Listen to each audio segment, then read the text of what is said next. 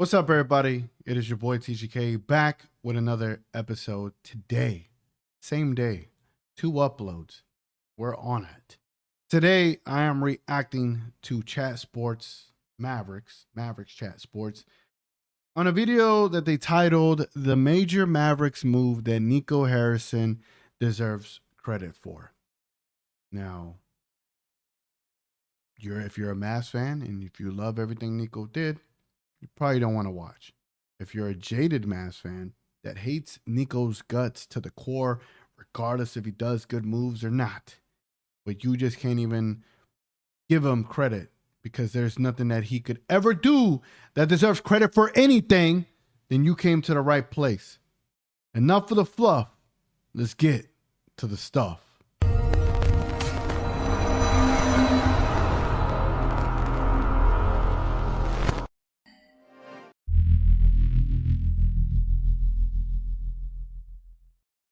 All right, man.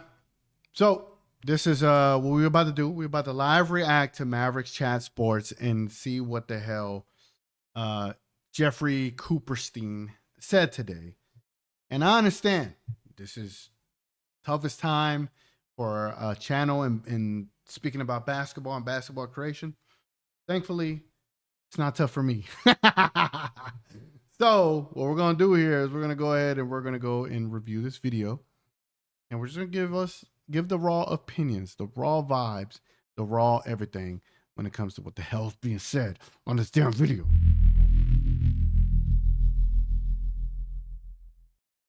All right, man. Let's go ahead and let me know if y'all like the new layout. I had to go back to this microphone. Just wanted to try it one time, get y'all's opinion. Should I stick with this microphone or go back to the headset with the microphone like this? You know what I'm saying? I might just stick to this whenever it's a live stream. That way I could get up and move around. But when it's a video like this, maybe I just bring this mic back out.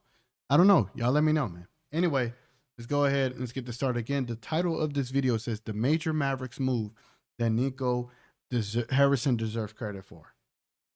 I'm sorry. He will never deserve credit for anything. As a matter of fact, he deserves to go to hell. All right?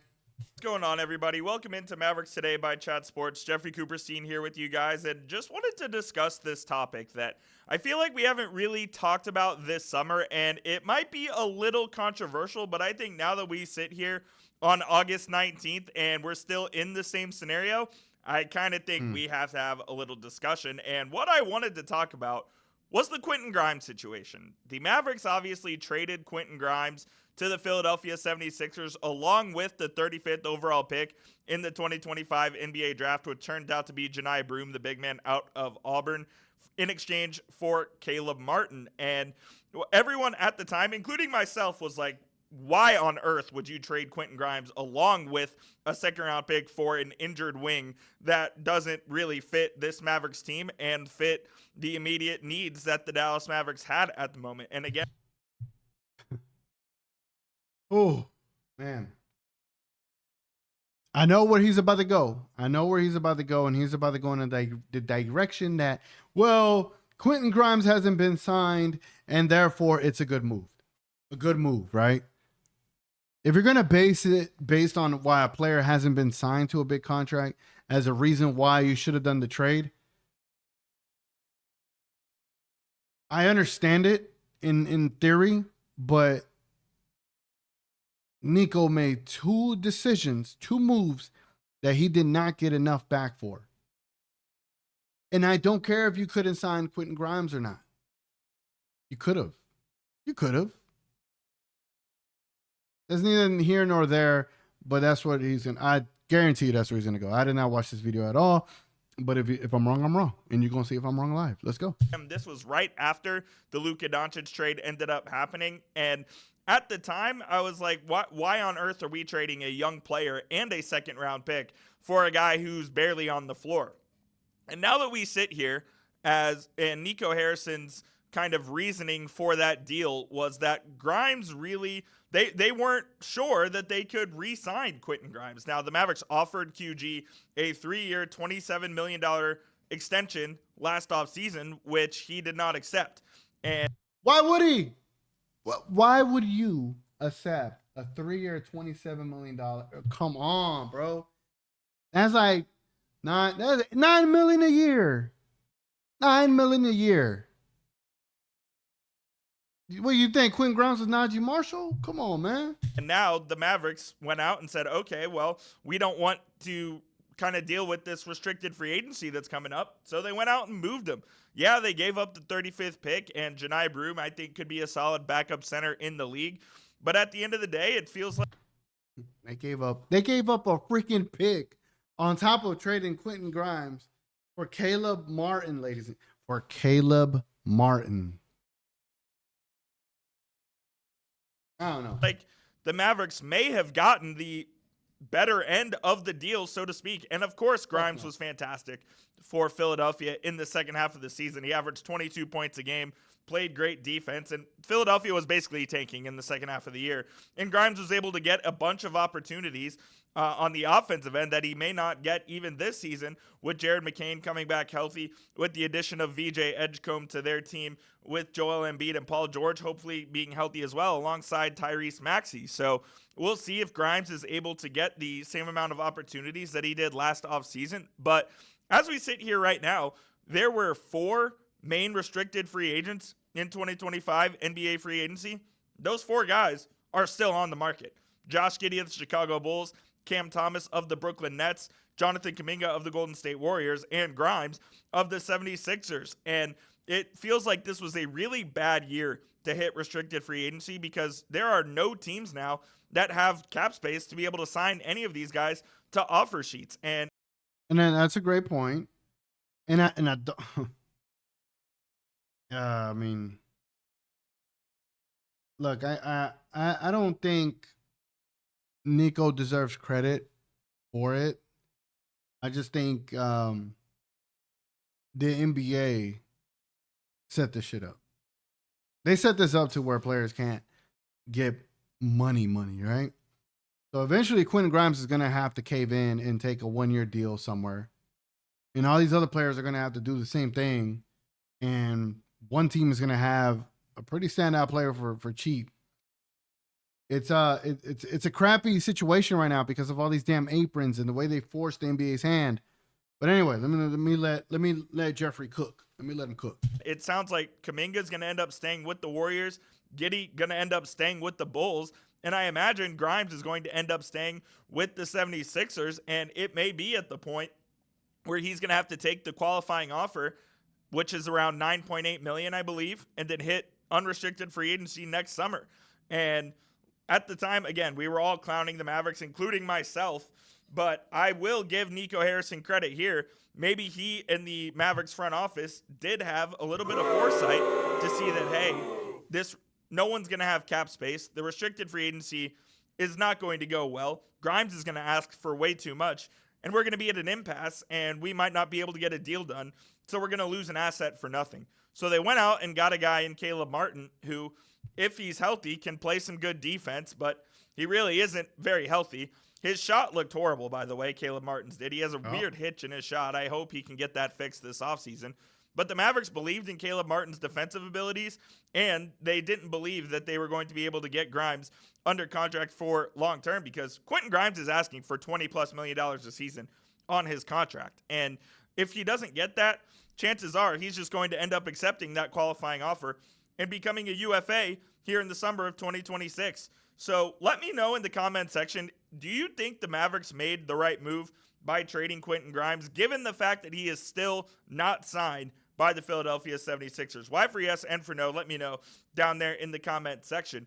I've been one of the fiercest Nico Harrison criticizers on the internet, and I really do want to give him credit here, because he had the foresight to see that this restricted free agency period for these guys wasn't going to go well, and he got out of the RFA business, so to speak, before he even had the chance to be in it with Quentin Grimes. I think if QG had signed that extension with the Mavericks, that would have been fantastic for the Mavs as well, but Grimes saw himself as a player worth more than $9 million.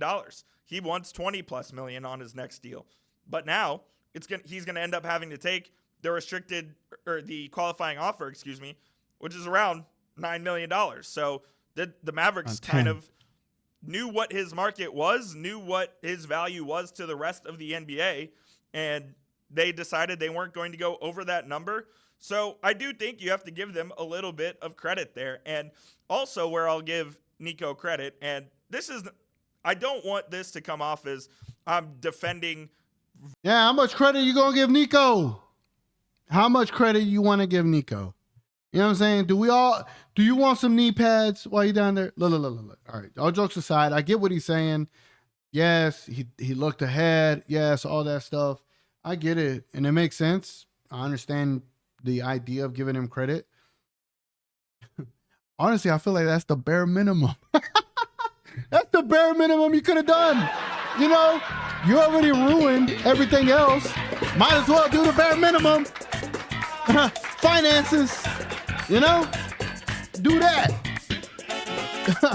But let's go and give him credit for doing the bare minimum, right? Let's do that. But well, I'm not in charge of the Nico credit. I'm not the Nico credit police. I'll tell you that much. But I will be here today. Definitely not giving Nico any credit. I think honestly that was a smart bare minimum move by a GM that is looking at the finances for the team dealing with the aprons. I think that was just bare minimum. You could have had a better deal. You could have found something better, but you were against the gun. You had to do it, and you just added to an already stupid deal that you did previously with Luka, and you made a second horrible deal. But, hey, you get credit for it because it was a financial situation deal. I get it. I'm defending Nico Harrison. I think all of the moves he made is right because, of course, I don't. I still think the Luka Doncic trade is the worst move by any executive in NBA history. But with that being said, I do think he has constructed this roster.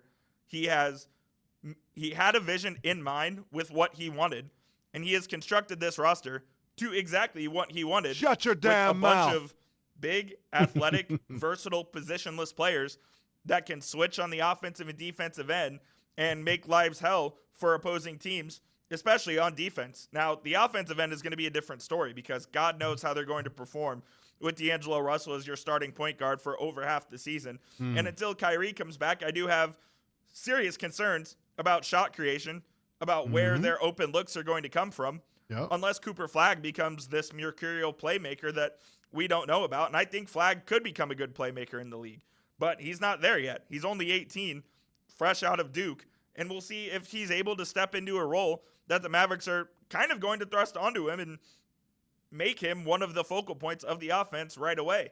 Is that fair to Cooper Flagg? Not sure. Yes.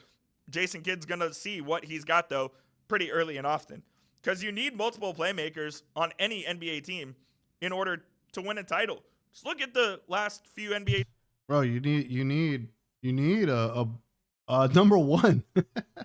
You need a number one playmaker. Like, you need a top playmaker in the league to win a championship.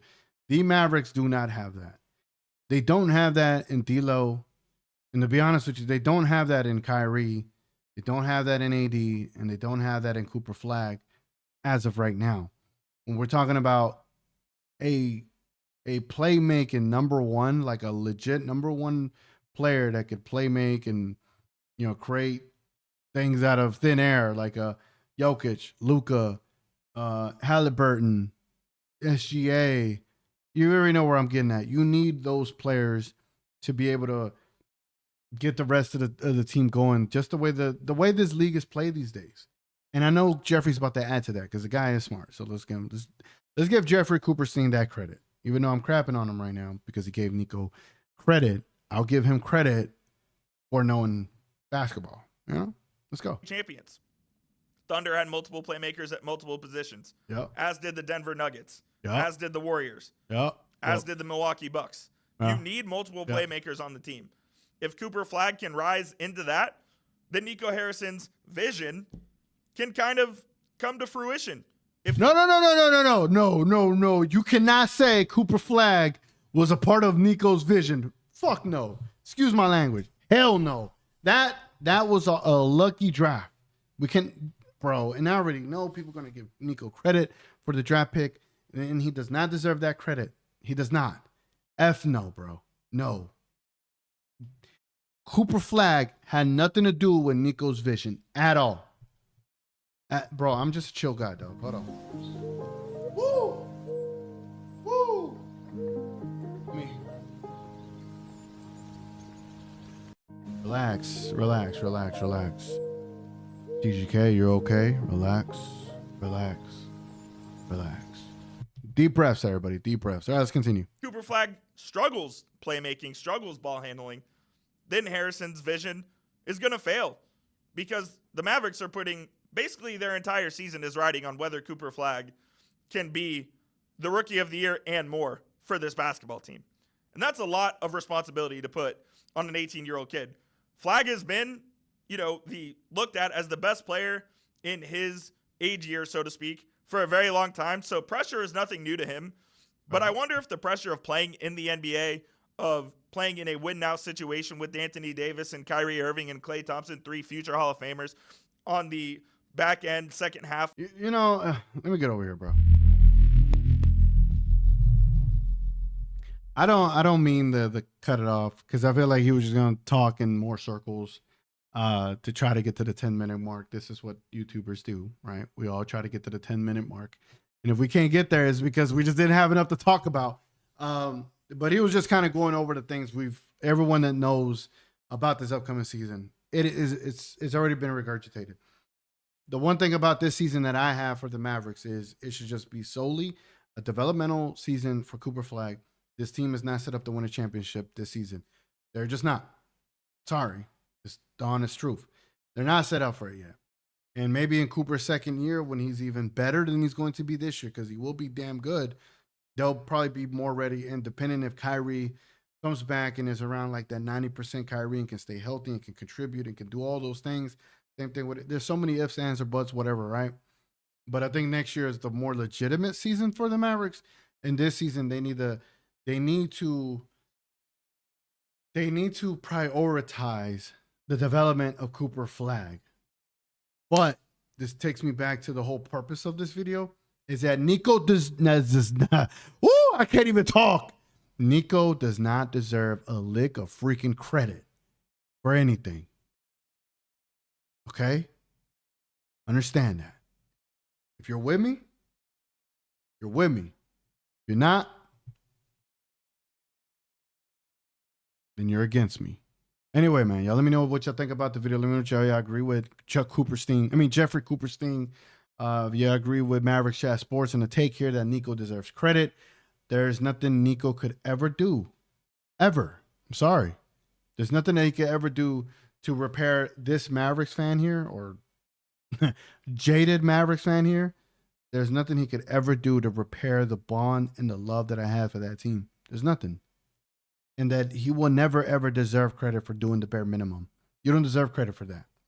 You did the bare minimum. Whoop-dee-dee-doo. Here, we'll give you a round of applause for doing the bare minimum.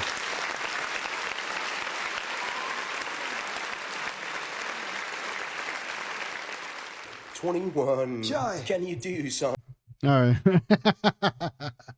All right, man. It's been your boy TGK. Appreciate y'all tuning in. Y'all like the haircut, man? Y'all like a little something, man. Anyway, y'all let me know what y'all think about this mic. Let me know what y'all think about this setup. Do y'all want this setup more, or should I go back to having the thing plugged up like that? You know what I'm saying? Anyway, man, it's been your boy TGK. Appreciate y'all watching. And until next time, we out of here.